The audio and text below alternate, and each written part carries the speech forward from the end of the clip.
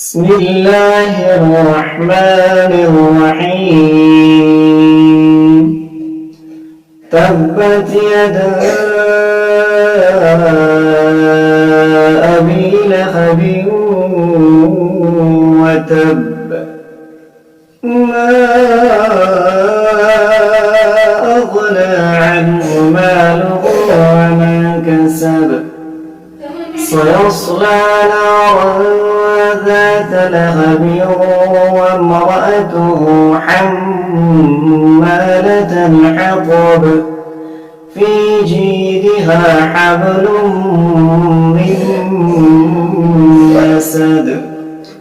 بسم الله الرحمن الرحيم إنا أعطيناك الكوثر فصل لربك وانحر إن شانئك هو الأبتر